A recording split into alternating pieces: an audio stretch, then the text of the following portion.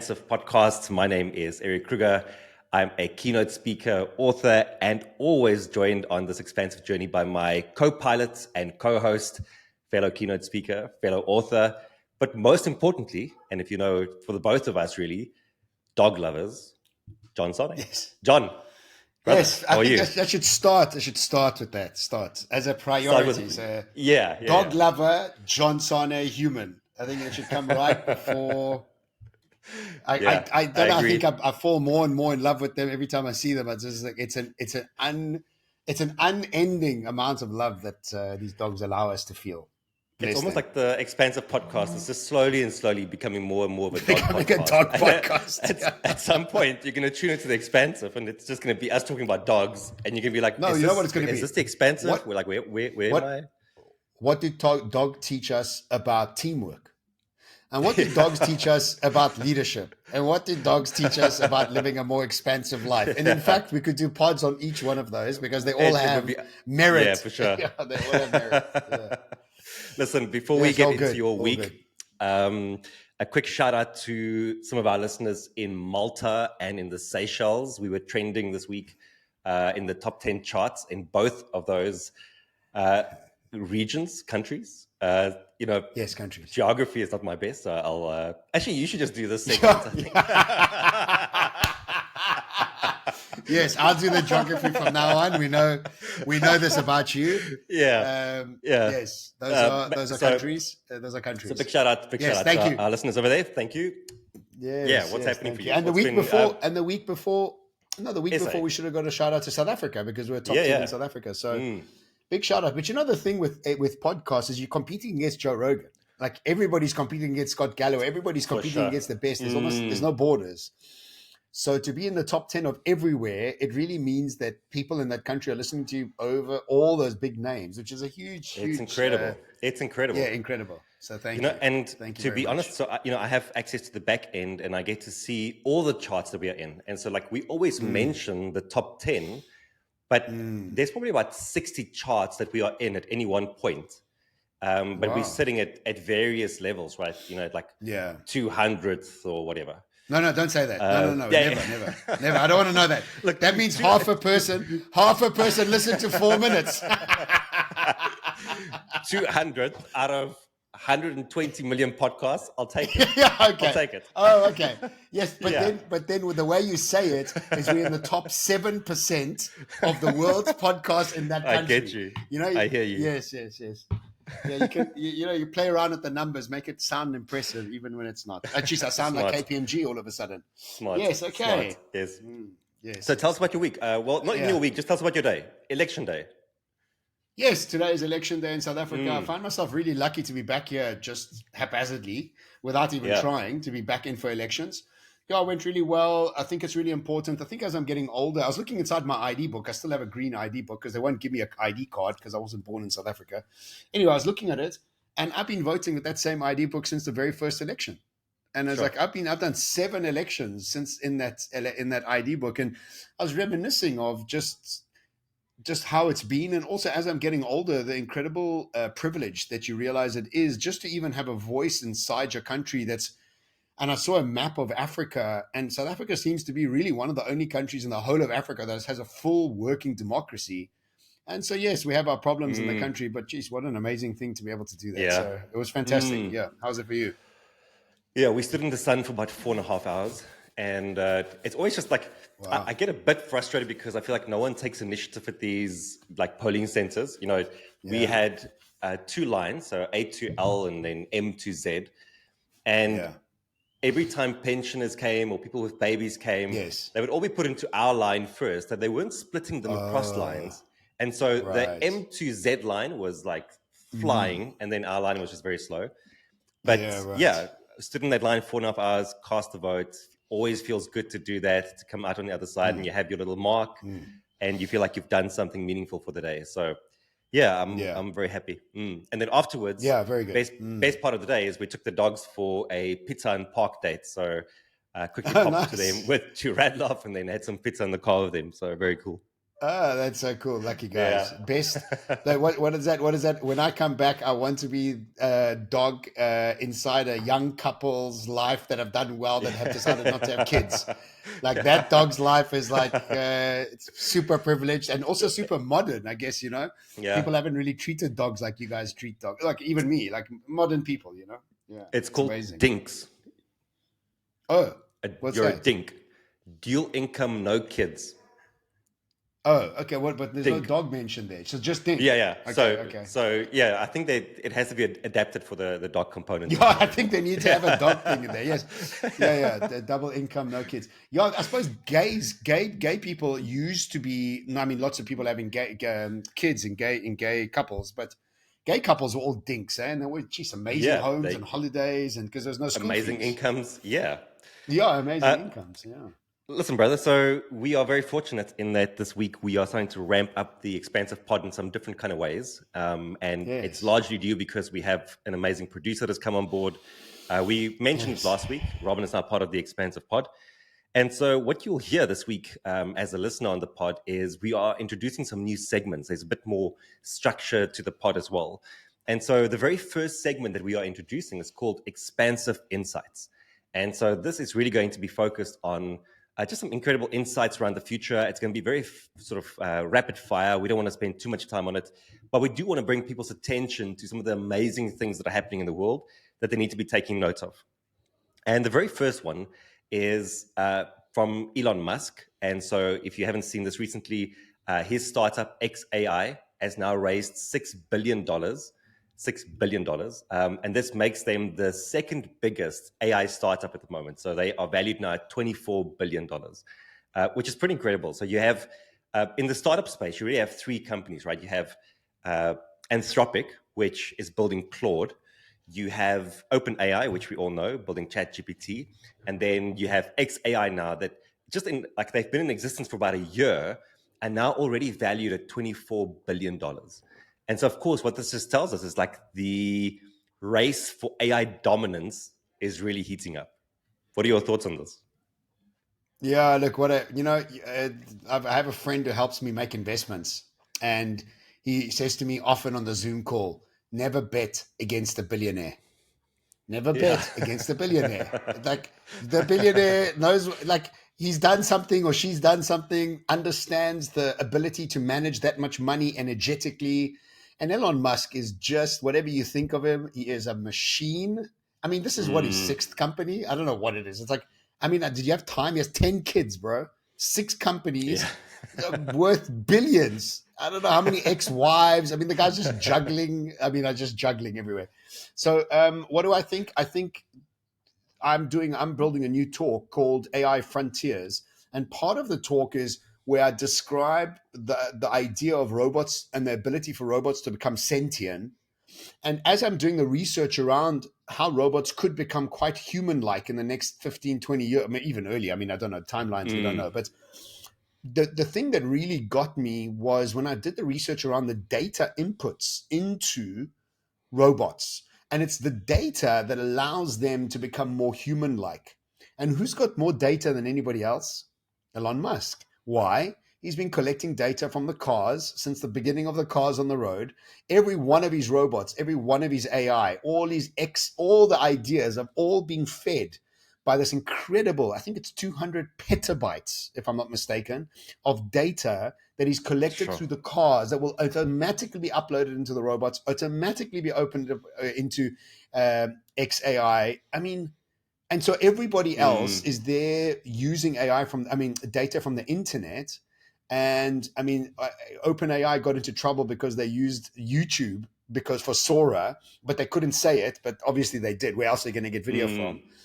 Elon Musk is picking up data from Twitter and from all his cars. I mean, it's just he's got such a long game. He's playing such a long game that all of us aren't like we're not privy to understanding what he's doing. Mm, So wow, hats off to mm. him.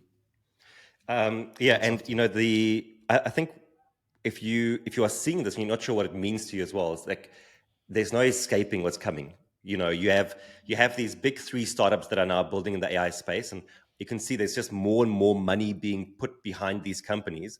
But then apart from that, you also have Microsoft is building it like an incredible pace into their own ecosystem.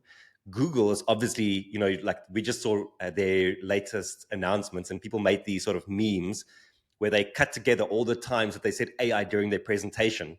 And it goes on for like 2 or 3 minutes, and it's just AI, AI, AI, AI, AI, like for the entire presentation, because that's all they care about. And then, of course, Meta, so we have these big, huge companies that are building in the space. At the same time, we have these massive startups that are building in the space.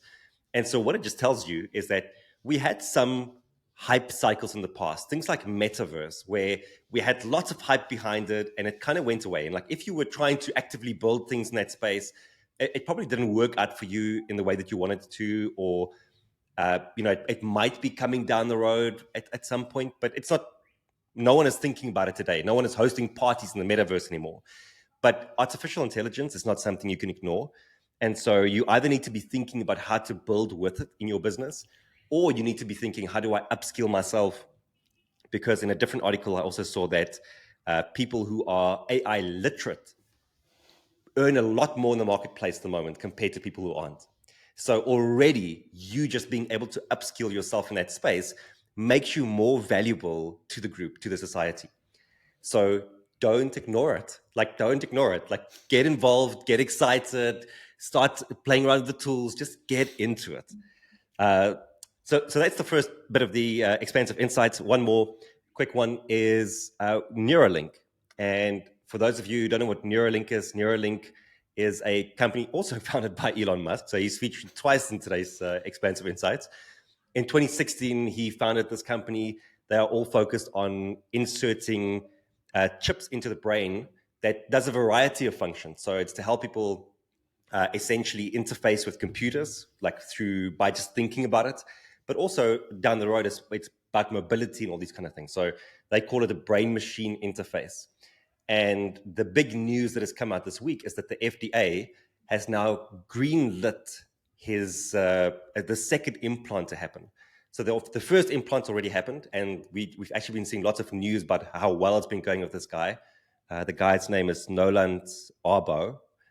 He's a 30-year-old quadriplegic patient, and you've seen him recently, move the cursor on his computer with his mind only, and it's incredible what he's doing. Yeah, he's playing chess, answering messages. Yeah, he's doing he's doing normal people stuff. Yeah, and the funny thing is, that he's multitasking. So the moment you give someone access to a PC, even if just their mind, he's already multitasking. But the big news is now they've greenlit for the second patient to receive it. And this is huge, man. I mean, you are unlocking a person's entire life. Someone like him, for who communication and just accessibility to incredible things like the internet has been impossible. All of a sudden, you opening up their world. And I think it's incredible to be able to connect even people like that to all the amazing technology that we have. Yeah, look, I mean, I think the good way to think about it is, remember the first time you ever saw a screen? It was probably in a cinema. And the second time you saw a screen was a TV. And the third time you saw a screen was a cell phone. And then it was an iPad. And then it was glasses. And then it was a brain implant. And so you got to realize it's like these screens coming closer and closer and closer. Technology is coming closer and closer and closer and closer. And that's embedded in us. And so, yes, I think it's a scary prospect to have some machine inside you and a chip that's controlled by other people that could put signals into your brain that you don't really want to have. But remember that propaganda has been doing this to us since the beginning of time. It's just been doing it from the outside. This is a different version of it. And I don't think it's always going to be bad, because, you can also access good information and knowledge. It's not always propaganda. But I think to be able to think about this in order to help blind people, deaf people, quadriplegic people, handicapped people have a new sense of self around this. And one of the most emotional videos that OpenAI put out was that blind guy who now uses his cell phone to tell him when to call the cab, wave the cab down and what he's looking at. And just think about being blind and having this new thing that's an assistant that's always with you, telling you where you're going and what it looks like. And are you kidding me? That is life-changing. So, big up to Elon. I don't know where he comes from, but whatever he's doing, he's seeing things in a much bigger way, much broader way, much deeper way, much more futuristic way. And I often joke, he's come from the future to help us get back to the future in many ways. And so big ups to him and for him helping all these people. A quick note before we move on is that what's quite interesting is that the chip uh, has to be implanted into your brain, obviously. It's like the size of a coin, but the wires has to be so meticulously placed that they've had to develop a machine that can input and implant this little disc because human hands are just too finicky. So they've had to actually design something that helps to implement it just purely because of the sort of finesse that is needed. And if you just think about that, dude, geez, I mean, wow, Well, geez. have you seen the brain, the amount of neurons that are wiring and firing together? There's trillions. It is like a sea of these lines that are just connecting. Your brain's just this connection of electrical circuit. And so, I imagine it has to be as thin as that and as precise as that, obviously. So, absolutely insane. Wow. Welcome to the future. Cool. So, yeah, well done. That was our very first Expansive Insight segment. That went well. Thank you for that. All the listeners are getting a bit of a meta approach to the podcast today. We're talking to them through the process that we're changing. It's like, this is what we're changing. We are helping Welcome them to it. We're at the Expansive. We bring our listeners along on the entire journey. We are transparent about the entire process. So on to the main segment for today, dude. And I think we are jumping into something that you posted this week, and give us some context, and let's go from there. Well, you know what brought it about? It was actually you and my discussion and a lot that I've been seeing around Terrence Howard. And Terrence Howard is this very good-looking, smooth actor guy that has gone onto Joe Rogan that has, just like challenged everything we know about everything, really, at the building blocks of reality in many ways. And there's been such backlash. And there's been a range. I've watched a range of backlash happening from an extreme that everything he says is rubbish, all the way through to people nitpicking at one or two things that he didn't get right, which means that everything is wrong.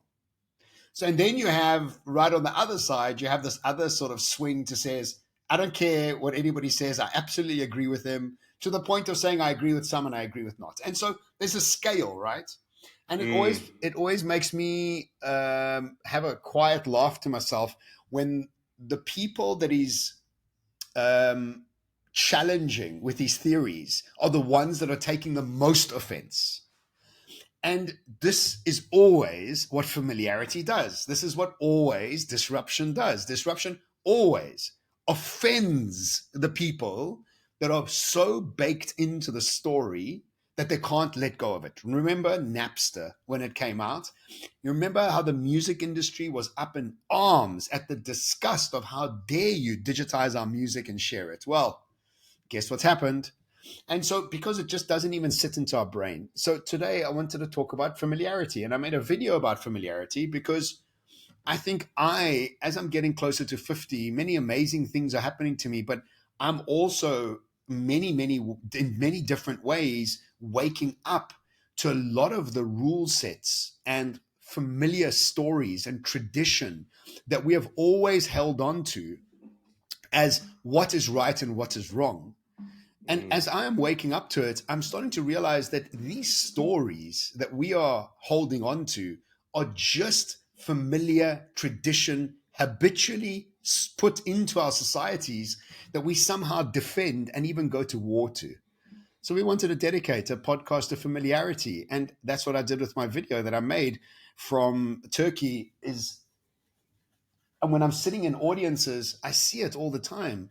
Is there such a need to go and defend familiarity? And I'm going to end off this little piece of an intro with Dr. Joe's saying, and he says, some people become addicted to lives they don't even like. And what does that mean? It means that we defend familiarity over anything else. And the best way you can live your life is to have strong opinions held loosely. Because one, the past is not always right. Just because it's from the past and because it's been done for 100 years and 1,000 years, it doesn't mean it's right. It just means it was right for that time. It doesn't mean it was wrong either. It just means it was right for that time. And I think that's what we must get our heads around, is that well, and people are like, no, but marriage or whatever it is, and we'll get through all the points. But well, that was then. That was before all the things that have changed now, and we have to be able to have strong opinions held loosely so that we can always engage with information with an open mind, take what we like, and disregard what we don't like, rather than trying to fight about the aspects that we don't like. Because all you're saying to the world is that I'm not adaptable. I don't even want to engage with anybody else's way of thinking. So that's today's pod. Yeah, yeah, and I look forward to it. I think we've it's actually it's kind of the theme that runs through the pod anyway, which is that in order to progress, you need to leave behind the old, and we've spoken about that many times.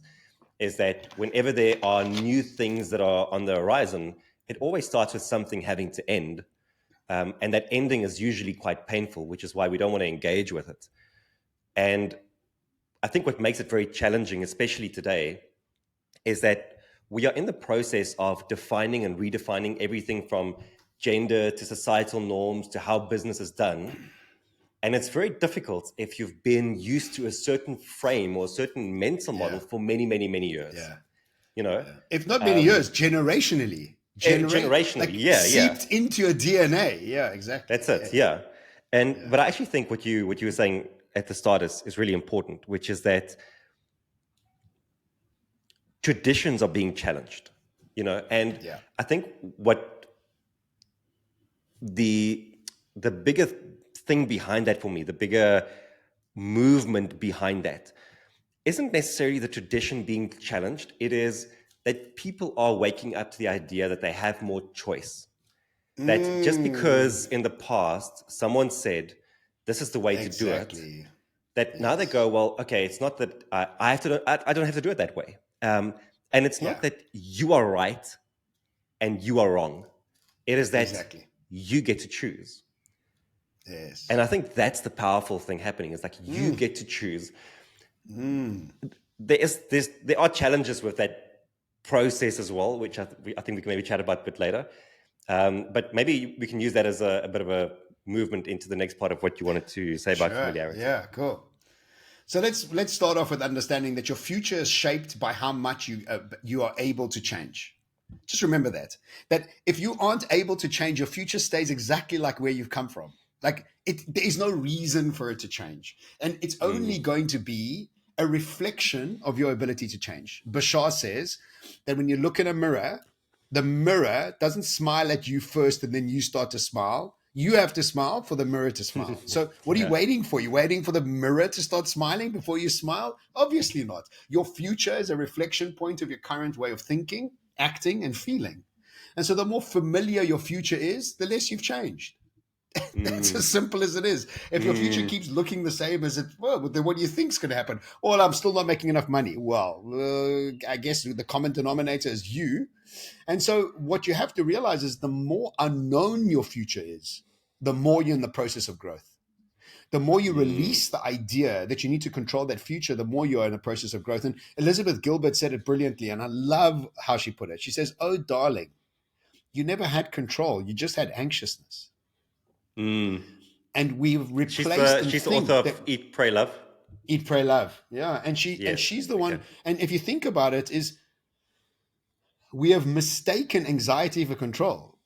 Because you think because you're anxious, you're in control. You're not. There's no control. In fact, it's the worst way of control because you're not really controlling. The only thing you are controlling is that addiction to anxiety.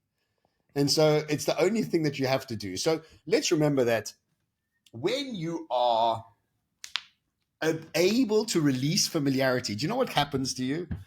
You become calm. That calm allows confidence. That confidence allows better decision making. That better decision making allows you to arrive into new worlds, accessing new experiences, and guess what? Elevating, moving, growing, which is what we all want. But if we don't have calm, we don't have confidence, what we are is addicted to this need for familiarity. So let's start off with the first one. And the first one for me is... I want to quickly pop in there before you go on. Sure. Is that there's a paradox to familiarity, which is that familiarity, I think for most people, feels pretty good initially. because you go the same routes, you do the same things, and like we know that the human brain craves certainty, which is what familiarity gives you. It's like, I know what to expect. Nothing is going to come out and not be the human weird brain. And strange. Not the human brain. A The high brain does beta seek certainty. brainwave in a high beta brainwave, you seek certainty. In an alpha brainwave, you seek unknown. It's your brainwave that allows you to access certainty or uncertainty. Sorry, carry on. Yeah. So that familiarity initially feels good. Yeah. Yes. Until it doesn't, and that's what I when I wrote Dangerous, that's what I noticed, is that that familiarity becomes complacency, and that complacency becomes bored. And the moment you hit that state, you're like there is zero, like to your point, there's zero growth happening. In fact, you're not even stagnant. At that point, you are actually evolving. Backwards. You are actually you are falling behind. Yeah. And you are falling behind in terms of how the world is evolving and where the world is going. Yeah. But you're also falling behind in terms of like every day you lose out on not growing is a day you lose out on not growing into your potential. Yeah. And so it's imperative that that there needs to be some balance between because familiarity is always going to be a part of our lives, like in small ways, but it can't be the central theme of your life. The moment it becomes the central theme of your life, then it's time for a checkup. Time for a check out, a check in, check out, something to snap you. Look, I use that analogy in my first book called peeing in your nappy. When you initially pee in your nappy, it's nice and warm and familiar and relieving. And within 30 seconds, you smell like pee. And now you're stuck now. Now you're stuck. Now you don't know what to do. Now you smell like pee and you're an adult and it's embarrassing. So stop peeing in your nappy. But I can't say I remember ever having such experiences. But didn't you? I mean, no, but it was a hypothetical story. Obviously, obviously it's hypothetical. Okay, cool. Let's start with the first one. And the first one, you know what? The first one, I'm going to start with the one that's the most challenging. Religion. Religion, for me, is a set of laws and realities and teachings that arrived thousands of years ago. Some hundreds, some thousands. I don't know. I don't agree with it. I don't agree with the concept that we have to be following one rule, one way of thinking. I just don't believe in any of that stuff. And I find people, again, go to war because of religion, because of something that was said thousands of years ago. And now what you're doing is you punish people that are not part of your religion. You judge people that are not part of your religion, which in fact is exactly the opposite of what your religion says, because your religion is most probably saying love everybody, which is what you're supposed to be doing, but you only love people that dress like you, look like you, act like you, and pray like you.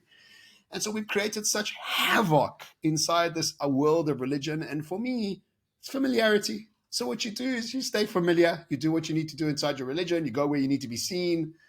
So the first one that I think needs to be questioned, and also something to just understand that there's other choices out there. You can connect to God by yourself. You can connect to whatever you want by yourself. You don't have to go through those processes. So for me, the first one is religion. I know you also have a past with religion, and yours is a different reality or experience to mine. But religion, I think, is just a familiar story that we hold on to. Well, like I said, I think it's about being able to question everything and really starting from a point of curiosity. And some things will be for you and some things won't be for you. But my bigger question is, did you make that decision for yourself? Yes. And that's ultimately what it comes down to. So, I don't mind what religion you are. If I don't believe in that religion, then that's totally fine. As long as it means something to you and it doesn't interfere with how you show up in the world. It doesn't make you, trying to superior, be very respectful. Superior. Yeah. That's what happens. People do it to get the superiority. It's like, hey, I know the way, you don't. Let me help you. Like, get the hell out of here. What are you helping me for? You're the one who's lost. I'm not lost. Why are you trying to help me? I'm not going to you and going, hey, but you lost. Like, leave me alone. So, yeah. Anyway. I think as long as you make a decision for yourself, then that's good. Yes. Okay. So obviously I have some healing to do on that point. Let's get to the second one.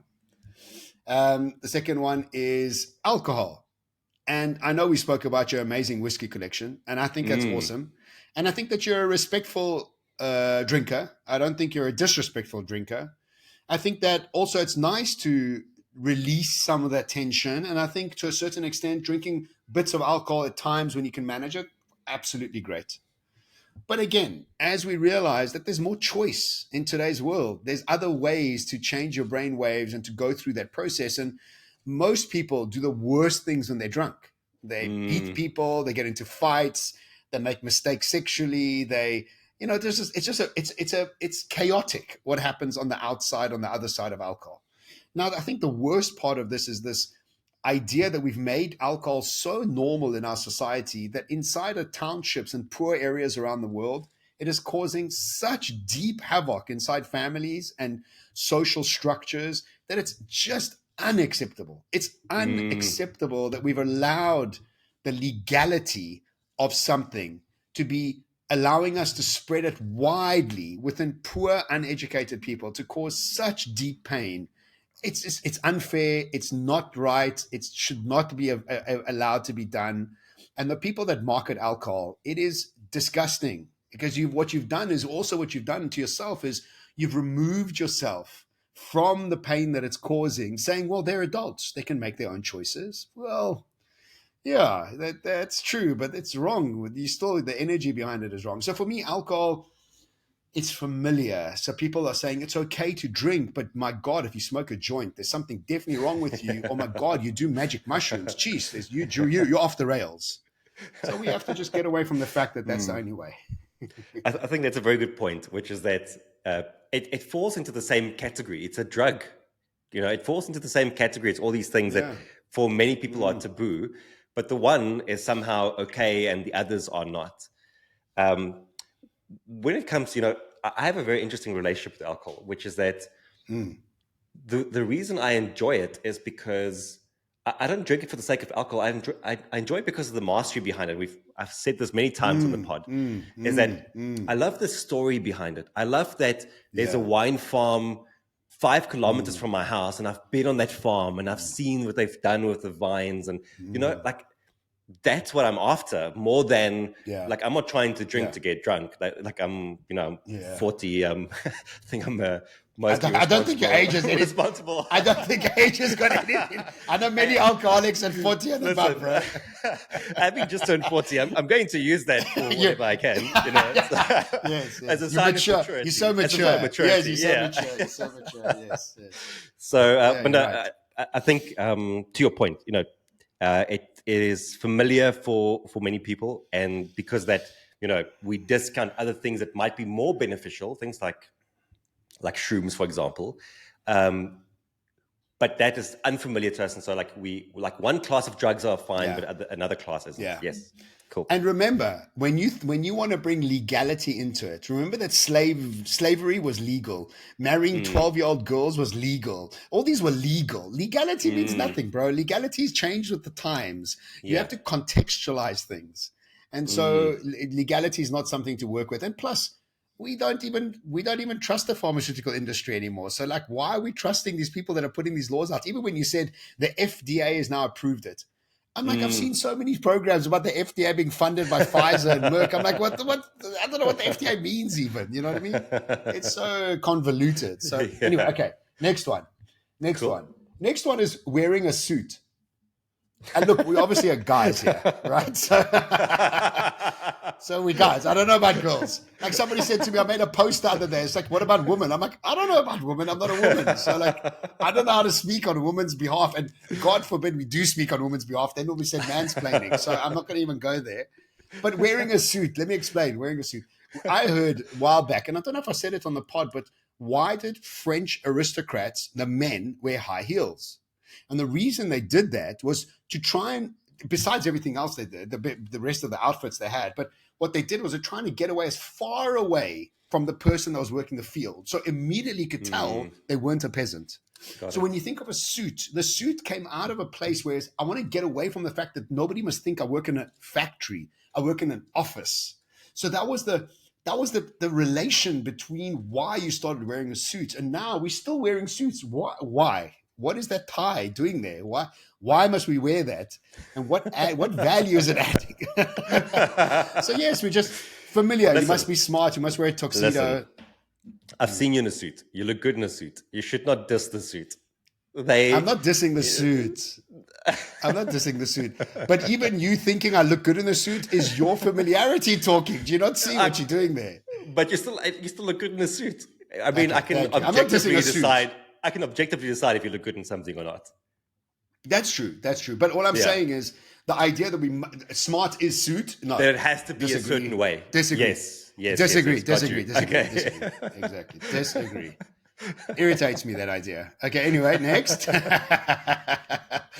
The next one for me is, you know what's so funny? It's so funny when I tell people that lab-grown meat is going to be coming, and people are going, "Oh, I'm not going to eat lab-grown meat." I'm like, bro, do you want to hurt my animals? No, I don't care. I'm not going to eat lab-grown meat. I'm saying it's the same thing. It's in fact might even be cleaner because there won't be any hormones in it. There won't be any stress in it. There won't be any cortisol in it. It will be pure meat. We all love meat. So yes, we want to not hurt animals. Why don't you want to eat lab-grown meat? Oh, familiarity. That's all it is. Yeah. It's familiarity. Nothing It's else. also a marketing issue. It's a marketing issue. They need to, you're comparing things between, you know what I mean? Like comparing something that is like natural in the farm versus something that's grown in a lab. Like you need to find better ways of positioning things for people as well. Can we just describe natural? It's not natural. What we're doing to animals is not natural. No, I won't argue that, but they're still in fields. It used to be minds. Maybe. No, they're not in fields. No, they're not in our minds. In the picture on their thing, they're in fields. Go look at where the pigs are. They born in cages, die in cages. That's not normal. So the idea we have around what those cows and pigs and chickens are doing compared to the reality of what's happening to it is a very big difference. I have a huge dilemma in eating animals, and I do, but I have a huge dilemma with it. I don't want to be doing it. So familiarity of the ability for us to think things, even with our food, is really important. Anyway, that's just another point I have to work on. I think it's good. No, I think it's a good point. But I also think that it's important for people who are driving innovation to think about how they bring certain things across to us. Because what you are asking people to do is you're trying to get them to discard an old paradigm and accept a new one. And the way you do that, and you've spoken about this on the pod before as well, isn't to just force them into your way of thinking. It's like you have to bring them along on the journey. And so, you know, even if I think of when, you know, at some point, I don't know, I don't think they do it in SA anymore, or I don't know if they've ever done it here, but definitely when I've traveled, I've seen that they put like these pictures of cancers and things on cigarette boxes. Of course. And like, I don't know to what extent that's been successful, because people are like, I've seen, you know, smokers, and they sit on the table and they have these pictures. They don't even try and hide them. They don't actually care, because you know, it's more important for them what they get from that. They can overlook what it might do at some point in the future. And they'll have their own ideas of, oh, only one in X amount of people might get it, or I'll be fine, or whatever. Like, that's not the way that you bring people into the future, by saying to them, well, you are right and you are wrong and I'm right. Just do the new thing. And that's why I'm saying it's almost like a marketing thing. I agree. I agree. How do you bring lab grown into something more enticing? Yes. Okay. Fair enough. Okay, I get that. But if you get a choice in the future of eating lab grown and eat normal animals, I'm judging you hard. Okay. Next. Okay. Next is, and this one again is a bit contentious. And you know why they're all contentious? Because of familiarity. Yeah. Genders. Let people be what they want to be. Leave them. If they're not hurting you, leave them. So what? Like, look, you don't want to go too far. I get that. You know, there was this on Bill Maher. They had this teacher in Canada. There was a guy that would wear these double G boobs and then go to school in a dress in these fake double G boobs. And he's like, look, I understand you want to be trans. That's okay. But come on. Like, do you have to do that at school to 14-year-old boys? Like, that's not like, I guess the context is a little bit out, right? So yes, I get it. It can go too far. But ultimately, 20 years ago, when you told somebody you were gay, there was, oh my God, I can't believe it. Now it's normal. Who cares? Like, you want to be gay, could be gay. So what? And so I think genders is the next level of that. And I I know families that have gone through gender changes, and it's been so hard for them. It's not an easy process. When the child's taking a lot of strain, and the dad of one of the kids said to me, he says, "I don't want to do this. Like, are you joking?" Like, this irritated me from the beginning when my kid started telling me and asking me, but my kid didn't stop for 10 years. Like 10 years, my kid's been doing this. Like, eventually the family's like, Sure. okay, we got to change. And so it's not an easy process. And for us to be judging it, we have no idea what's going on the inside, Again, I know there's left field, so let's not go there. But it's okay. Like, I don't know. I just think people just be themselves. Just be what you want to be. It's okay. I almost feel, so I was reading a quote from Seth Godin this morning that said, you don't go from version 2 to version 3 is a step change in anything. But it's really that, like, we see these big step changes. It's normally that there are small things that happen that lead us from version 2 to version 3. I think for most people, there's a band within which change is fine, And within that, we can deal with it. But the moment it goes beyond that, like too far left, too far right, now it becomes too much for us to deal with. Yeah. And unfortunately, I think people are also always going to just push the limit. And so there might be certain things that, like, they make sense from a change point of view, but then certain things perhaps don't make sense. And I think that's also something to talk about, right? Which is not always easy to know, is that not all change is good change. Like, I think some change, and so I also don't want us to come across as like, oh, like, if you don't accept change just because it's happening, then, like, what the hell's wrong with you? Because there are also certain changes that we should fight for that might be leading us down the wrong path, that might not be the best way forward. Of course. I agree with that. I do agree with that. Yeah. And I'm not speaking specifically about gender, obviously. I'm just talking about I get it. a broader sense, But I think, like, social media has really affected us negatively. I think it's done a positive for us. But the more you look at it, what's happened to us, we all look to our phones, bro. It's a horrible thing. You're on your phone all the time. It's not a good thing. That's not a good thing. I saw this thing in Amsterdam that you put your phone outside. You go for 4 hours inside a library, no phones, just coloring books, just like back in the 80s, bro. Just no phones. And I'm craving that to a certain extent. I really feel that is the new thing, is that we have to start to unplug a little bit. Okay, so two more, and then we're done. The next one is, look, and you're a master of this, so I don't want to diss you on this, but it's marriage.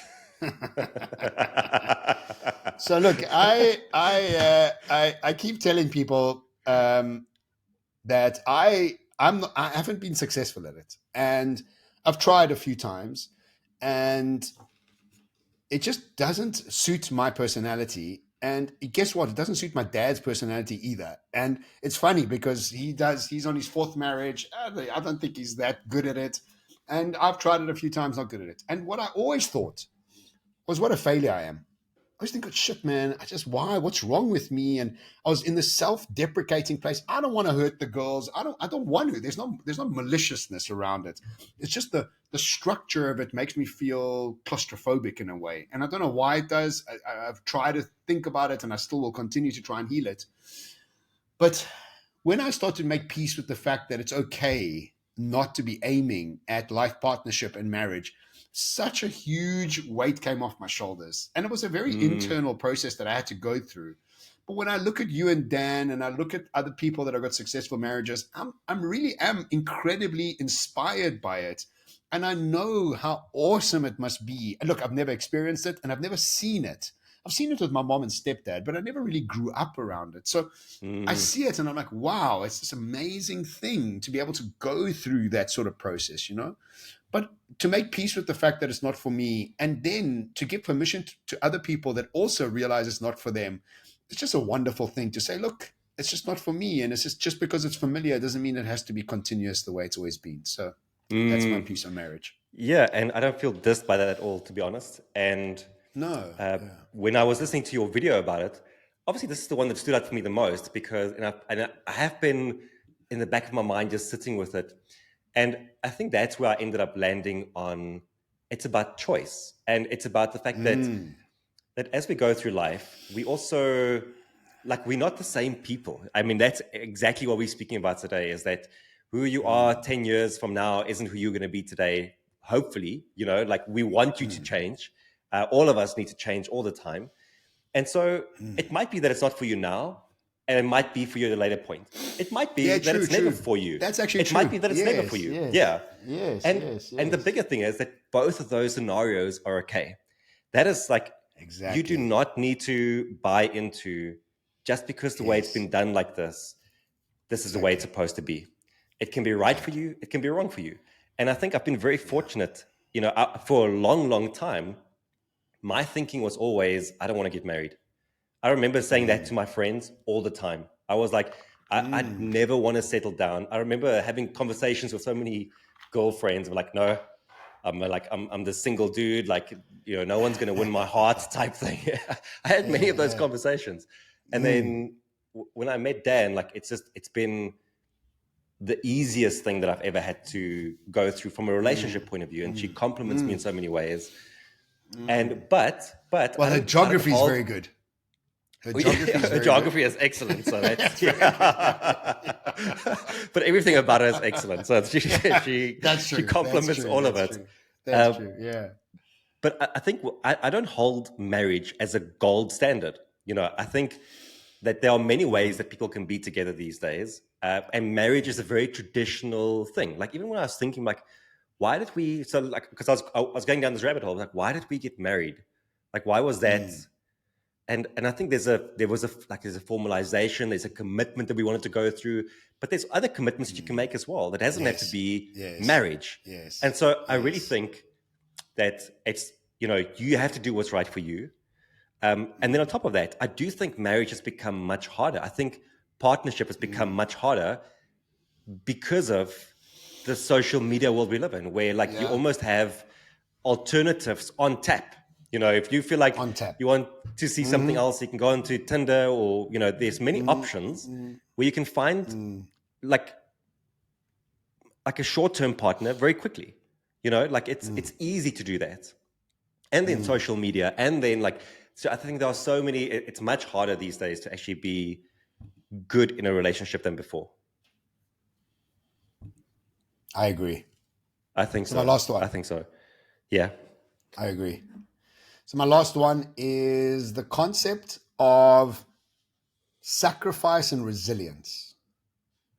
And we've always thought that we must sacrifice to become successful, and we must be resilient to become successful. And both of those oppose my new approach, which is follow your highest excitement every moment of every day with zero expectation, with maximum enthusiasm. In that equation, there's no sacrifice. The idea of sacrifice is you have to do something you don't like. Why?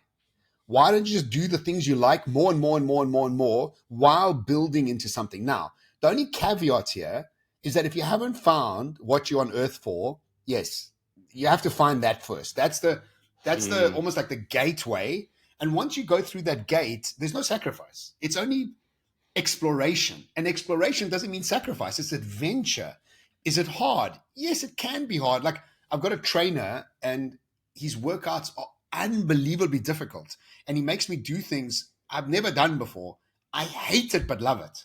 So am I sacrificing? Yeah, I'm going through pain, but there's an overarching incredibleness because of it. Would I want to sit down and go through an Excel spreadsheet for 12 hours a day because that's the sacrifice I need to make for my business? No, absolutely not, in no way whatsoever.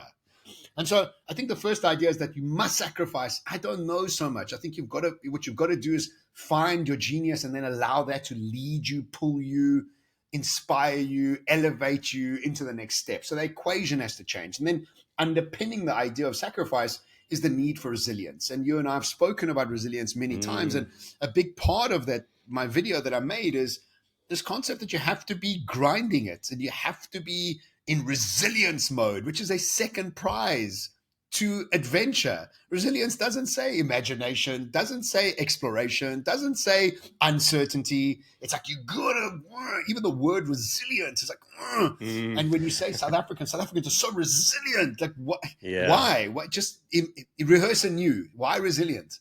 And so the familiarity of hard work and sacrifice and resilience is such an old school idea.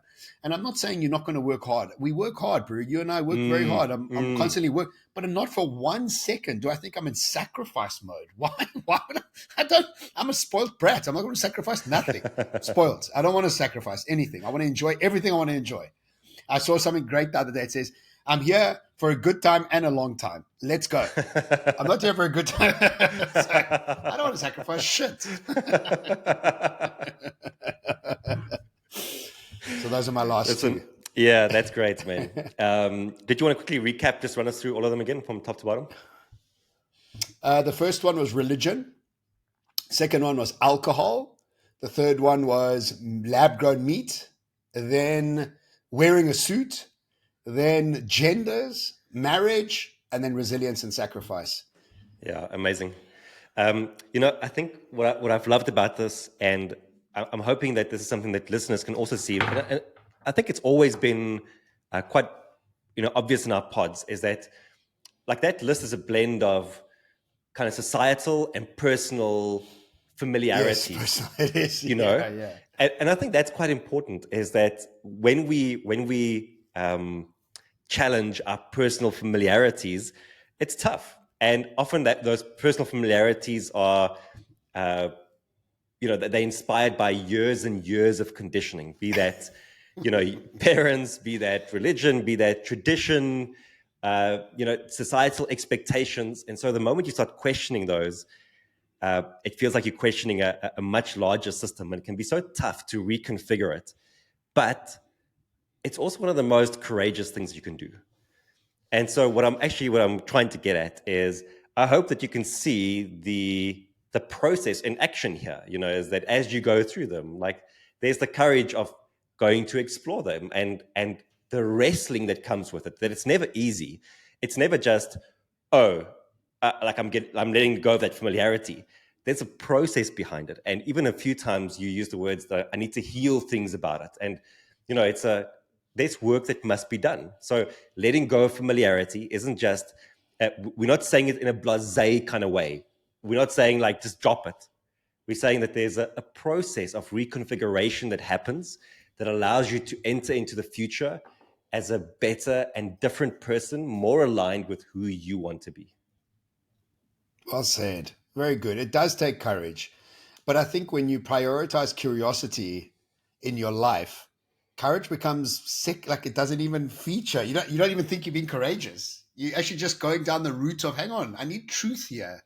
And I remember when I moved away from my religion, my family religion, there was an uncomfortability in my family. There was an uncomfortability. And I think sometimes there still is, to a certain extent, because the family's in that space and I've broken away from it. But slowly but surely I've accepted my perspective and my courage to step away from your inner circle of the people that love you the most. And that's a very tough thing to do. But ultimately, you're not here to be your family. You're here to be you. Your family is an aspect of you. And if you are not aligned with your family, why would you want to make that sacrifice of never, ever accessing yourself?